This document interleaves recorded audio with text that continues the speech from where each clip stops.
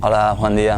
Jo soc en Josep Joé, actual sommelier del restaurant Zaranda, i avui hem vingut a fer un tast a Can Majoral sobre els vins de la nova anyada d'aquesta Deopla i Llevant, el qual sorprenentment m'han agradat tots molt més que altres anys, potser.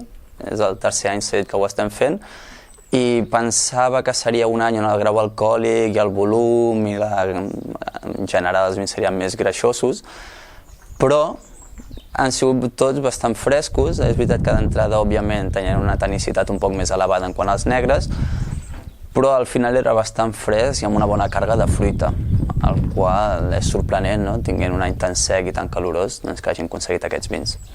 Els vins blancs, la Premsal i la Giro Ros, varietats locals d'aquí de Mallorca, sí que m'han agradat més que potser la Chardonnay, que potser estava un poc més amarga, un poc més pesada al final, i la Moscat estava molt bona, molt aromàtica, molt fresca, amb un punt amarg final també, però que feia que tingués un recorregut més llarg de final.